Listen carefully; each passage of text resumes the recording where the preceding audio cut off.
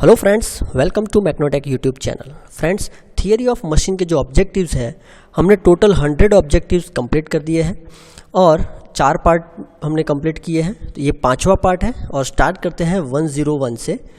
The centre of suspension and the centre of percussions are not interchangeable. So friends, इसका जो answer है वो है B, because it is incorrect. Center of suspension and center of percussions are interchangeable. Okay, but here question is are not interchangeable, so it is incorrect. अब ये देखते हैं कि center of suspension and center of percussions है क्या। So friends, यहाँ पे आप देख सकते हो, okay, so यहाँ पे आप देख सकते हो center of suspension, it means it is the point about which the pendulum oscillate. What is center of suspension? It is the point about which a pendulum oscillate. And what is center of percussions? तो center of percussions किसे बोलेंगे? It is the point on an extended massive object attached to the pivot where the perpendicular impact will produce no reactive shock at the pivot. इसका थोड़ा मैं मतलब यहाँ पे समझाने का ट्राई करता हूँ कि सपोज यहाँ पे एक ये पेंडुलम है, ठीक है, और यहाँ पे वो फिक्स है, मतलब यहाँ पे उसका पिवट पॉइंट है। अगर मैं यहाँ से F लगा रहा हूँ तो क्या होगा, ये जो है वो यहाँ पे आने का ट्राई करेगा, ठीक है, ये जो पिवट पॉइंट है वो इस साइड आने का ट्राई करेगा, ठीक है। लेकिन अगर मैं कोई एक ऐसी जगह पे यहाँ पे फोर्स लगा रहा हूँ ताकि यहाँ पे जो है, जो पॉइंट है वहाँ पे उसका जो रिएक्शन है, रिएक्टिव शॉक है, वो ऑलमोस्ट नहीं होगा, will produce no reactive shock at the pivot. It means this is called the center of percussions. Okay, so basically इस तरह से है center of percussions. Now let's come to the topic. Okay, so I hope you understand the center of suspension and center of percussions. Right now 102, when the body is suspended at the point of suspension, its periodic time and frequency will be, answer is same. Okay, so when the body is suspended at the point of suspension, ठीक है, now center of suspension you know, now the body is suspended at the point of suspension, its periodic time and frequency will be the same as compared to the body suspended at the point of percussion. Okay, now in a bifilar suspension method is used to find out, हमने trifilar and bifilar suspension method देखी है। So it is use for the find out the moment of inertia of the body. Okay, so answer is B, 103 का answer है B. उसके बाद total number of instantaneous centre for a mechanism consisting of n links are n(n-1/2). So answer is D. Total number of instantaneous center for the mechanism consisting of n link is n(n-1/2). Now fifth one, according to the Kennedy's theorem, if three body move relative to each other, their instantaneous center will lies on the straight line. Answer is straight line. Okay, so यहाँ पे Kennedy theorem के हिसाब से अगर 3 body जो है वो एक दूसरे से रिलेटिवली मूव करती है तो उसका इंस्टेंटेनियस सेंटर जो है वो स्ट्रेट लाइन पे रहेगा, ठीक है। Now next is which of the following property of an instantaneous centre is correct. So answer मैं आपको बता देता हूँ। सबसे पहले answer is all of the above, ठीक है। अब ये तीनों जो है वो आप पॉज करो और शांति से इसको पढ़ो, समझो, ठीक है। फिर भी मैं यहाँ पे बोल देता हूँ कि अबाउट यहाँ पे इंस्टेंटेनियस सेंटर उसके रिगार्डिंग करेक्ट है या नहीं। और rigid link rotates instantaneously relative to the another link at the instantaneous centre for the configuration of mechanism considered, ठीक है, it is right. 2 rigid links have no linear velocity relative to each other at the instantaneous centre, ठीक है। 2 rigid link है, no linear, having no linear velocity at the instantaneous centre. Third one is the velocity of instantaneous centre relative to the any third rigid link is same whether the instantaneous centre is regarded as a point on the first rigid link और on the second rigid link. Okay, so ये तीनों जो option है वो सही है if we see with regards the instantaneous centre. Now 7, a magnitude of velocity of point on a rigid link. तो friends इसका जो आंसर है it is inversely proportional. Magnitude of velocity of point on the rigid link is inversely proportional to the distance from the point to the instantaneous center and is perpendicular to the line joining the point to the instantaneous center. So 7 जो है उसका answer है यहाँ पे D. Okay, the magnitude of velocity of points at the rigid link. Now next is, in a mechanism the fixed instantaneous center are those center which, answer is A, remain in the same place for the all configuration of mechanism. मतलब कि कोई भी mechanism होती है उसमें जो fix instantaneous centre है, ठीक है, वो ऐसा सेंटर है जो एक ही सेम प्लेस पे रहता है for the all configuration of mechanism. Next is the instant, okay, इसका आंसर मैं यहाँ पे टिक कर देता हूँ A. Now next is the instantaneous center which move as a mechanism moves but joints are permanent nature is called the permanent instantaneous center. So answer is A, because यहाँ पे joint जो अगर permanent रहेगा it's called the permanent instantaneous center. ठीक है, instantaneous center which vary with the configuration of mechanism, यहाँ पे instantaneous center change हो रहा है, it is called the neither fixed nor permanent instantaneous center. Okay, so answer is C. इसका answer आएगा A. Okay, now next is when the two links are connected by pin joint. अगर दो link जो है वो pin joint से connect होती है, ठीक है, ये सपोज यहाँ पे दो लिंक है, ठीक है, और यहाँ पे पिन है, eight the instantaneous centre lies, तो इसका आंसर क्या होगा friends? So the instantaneous centre lies at the pin joint, उसका जो इंस्टेंटेनियस सेंटर है वो पिन जॉइंट पे ही रहेगा. The two links are said to have a pure rolling contact when their instantaneous centre lies on their point of contact.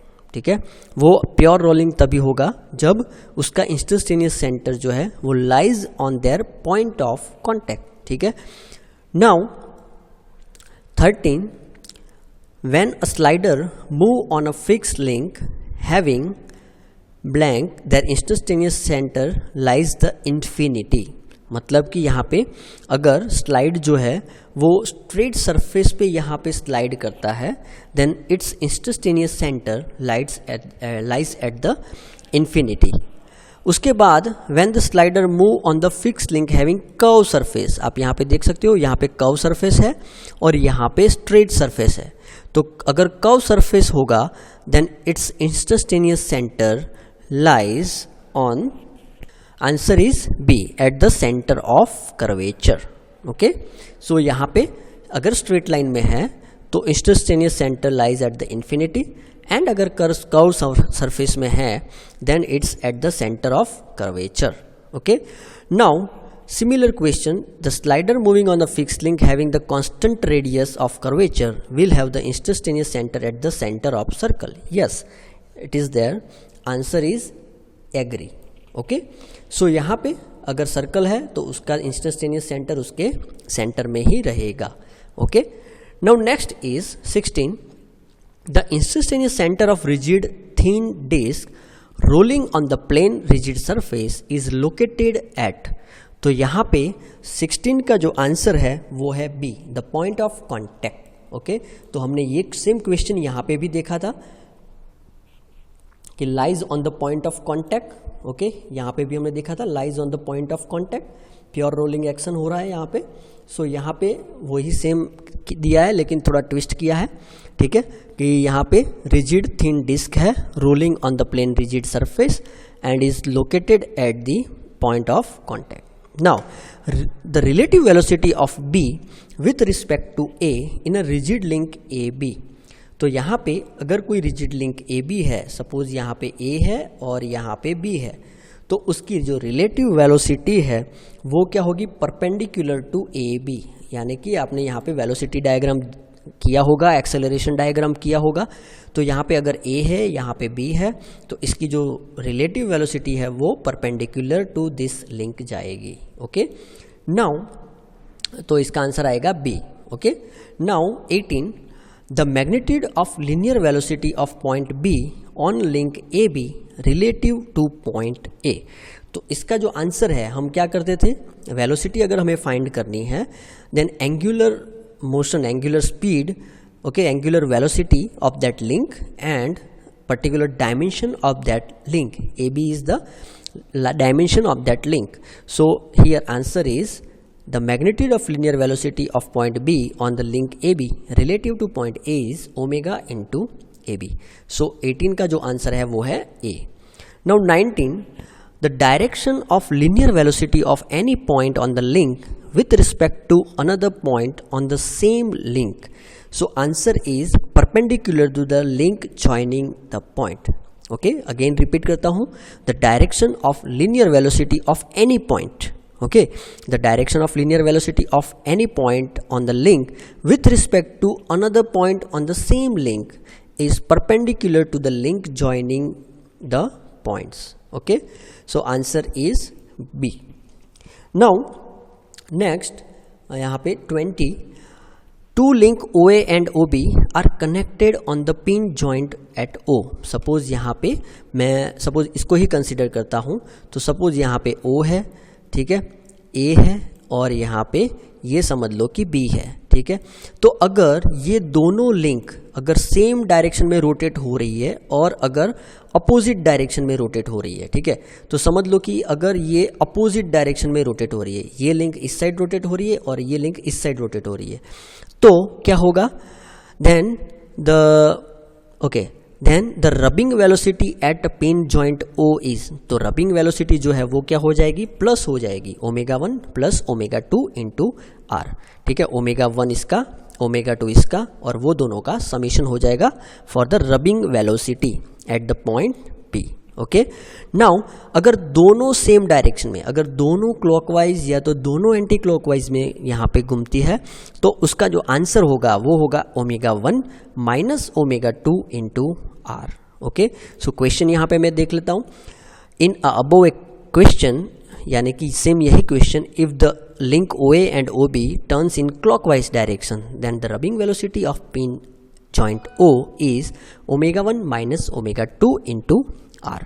Now 122, ABCD is the 4-bar mechanism and AB having the length of 310, CD having the length of 450, then AB and CD are both perpendicular to the fixed link AD, ठीक है, यहाँ पे दोनों perpendicular है यहाँ पे, then as shown in figure, if the velocity B at this condition is V, ठीक है, अगर B की वेलोसिटी V है, P की वेलोसिटी परपेंडिकुलर में V है, then the velocity of C की वेलोसिटी क्या होगी। तो फ्रेंड्स इसके लिए एक यहाँ पे सॉल्यूशन है, ठीक है, तो वो हम देखते हैं यहाँ पे। तो ABCD ऑफ 4 बार सेम क्वेश्चन यहाँ पे है, देन VC अपॉन VB, ठीक है, velocity at C and velocity at B is equal to CD upon AB, CD upon AB, ये हम लिख सकते हैं यहाँ पे ratio VC upon VB is equal to CD upon AB। So यहाँ पे CD का जो डिस्टेंस है वो है 450, देन AB जो है 310, okay, and distance is 300। Suppose यहाँ पे 310 है और 310 की जगह हम 300 लेंगे तो एग्जैक्ट रहेगा, ये कहना चाहता है यहाँ पे। सो अगर ये होगा तो 1.46 होगा और यहाँ पे 300 लेते हैं तो 1.5 होगा। अब 1.5 का मतलब है 3/2, यानी कि VC upon VB is equal to 3/2, और VB हमने क्या किया, यहाँ पे VC के नीचे था डिवाइडेड बाय में, उसको उठा के यहाँ पे रख दिया, then VB is equal to यहाँ पे हम बोल सकते हैं V, ठीक है। सो जो हमारा V है that is the same as VB, ठीक है। सो यहाँ पे जो आंसर है 3/2 VB, या तो हम बोल सकते हैं V, ओके। सो होप ये आपको समझ में आया होगा। Now 123, a thin circular disc is rolling with the uniform linear speed along the straight path of the plane surface. Which of the following statement is correct in regards? तो यहाँ पे जो आंसर है वो है B, the center of the disc has a zero acceleration, ठीक है। तो यहाँ पे जो 4 दिए हुए हैं मैं सबको नहीं पढ़ रहा हूँ क्योंकि टाइम ज़्यादा हो जाएगा, सो यहाँ पे आंसर जो है पर्टिकुलर राइट आंसर पे ही आप डायरेक्ट आओ। A thin circular disc is rolling with uniform linear speed along the straight path on the plane surface, then the center of the disk has a zero acceleration. Next is the component of acceleration parallel to the velocity of particles at the given instant is called. तो यहाँ पे जो 124 है उसका जो answer है वो है tangential component. Okay, the component of acceleration parallel to the velocity of particle. तो यहाँ पे अगर पैरेलल है, आपने एक्सेलरेशन डायग्राम किया होगा, तो यहाँ पे अगर पैरेलल है then it is tangential component, और अगर यहाँ पे परपेंडिकुलर है then it is the radial component.